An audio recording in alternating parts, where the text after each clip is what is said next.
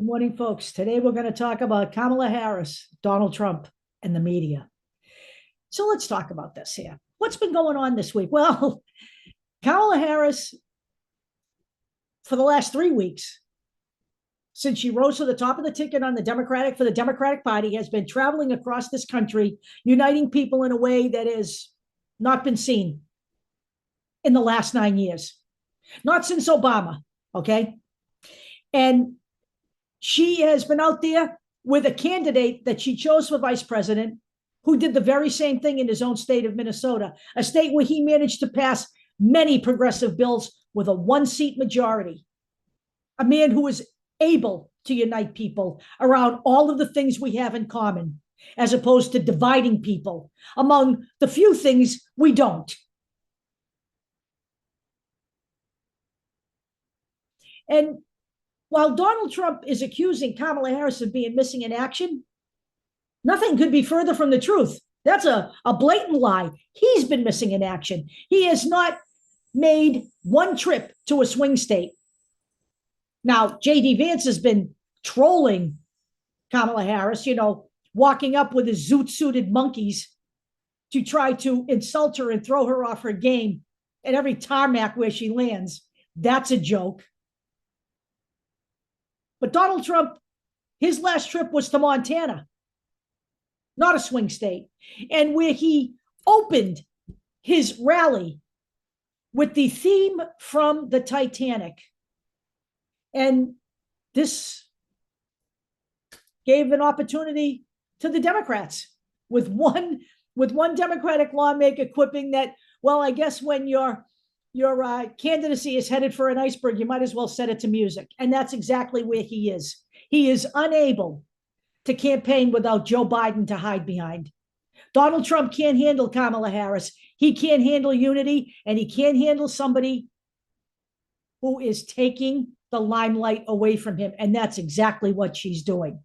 And he is a narcissist to the nth degree, and he can't handle it. He's sulking. He's pouting. He hasn't even been golfing. And when he does speak, he tells lies. Like, his January 6, 2021 speech, which was actually an attempted overthrow of our government, brought more people to Washington than Martin Luther King's I Have a Dream speech. That's a lie. We're talking about 10,000 insurrectionists versus 250,000 citizens. Another lie, that abortion is not a big thing in the election anymore. He's about to put that one to the test in November, okay?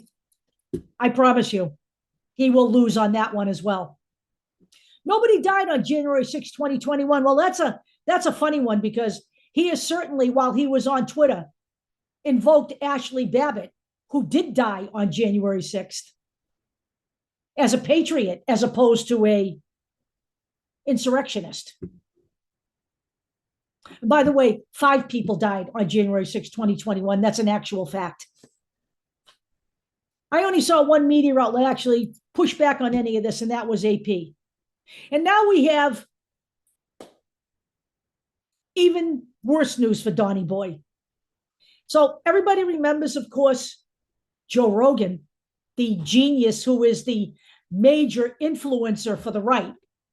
He recently endorsed RFK Jr. as the only candidate that makes sense. I guess in some circles that may be true. But a guy who claims to have dumped a bear in Central Park and that his brain was eaten by a parasite does not make sense to me.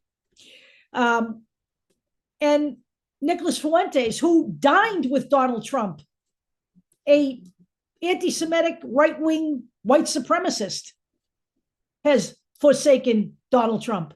And Kyle Rittenhouse attempted to forsake Donald Trump, but when the people on the right started accusing him of being gay and transgender, he relented and said he would support Trump. That's what's been going on in Donald Trump's world, aside from the fact that the media has tried in every way possible to help him reset the narrative and take it away from Kamala Harris. And it has not worked. So on Wednesday night, while she was entertaining her biggest crowd in Michigan and uniting people,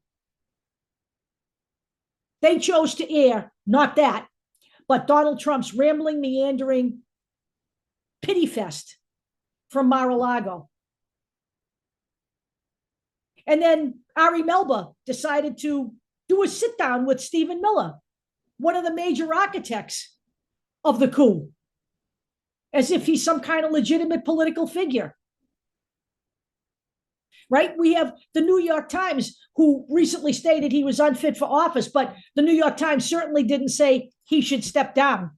They certainly spent a lot of real estate telling Joe Biden he should step down, but certainly not the man who tried to overthrow the government, who's a misogynist, a racist, a transphobe, and un-American. The news media has been all in for Donald Trump from the beginning because he is their meal ticket. He has been outrageous, but his shtick is getting old. And the American people, I believe, are getting tired of it. The media can't see that, though, because from the very beginning, their role as the fourth estate is to protect people from people like Donald Trump. It's to expose people like Donald Trump, not elevate them or give them legitimacy. And they have failed to do that. They have failed to present Donald Trump as a cult leader, as opposed to a world leader. And they will continue to aid and abet Donald Trump until the end of this campaign. I do not expect the media to change. Now there, of course, the New York Times is out there stating that, oh, Donald Trump calls Kamala Harris a bitch in private. Well, no kidding. Why am I not surprised? Stating that that could hurt him with women. Roe v. Wade should have hurt him with women. Because I'm going to suggest to you that the white women who support Donald Trump will not have a problem with him calling a black woman a bitch. Do I expect any better from the news media? I don't. But as for the assertion that Kamala Harris isn't smart enough to deal with the media, we're going to find out about that too, because she will be doing a sit down with the media before the end of the month, but on her terms, not on Donald Trump's terms. And certainly not on the media's terms.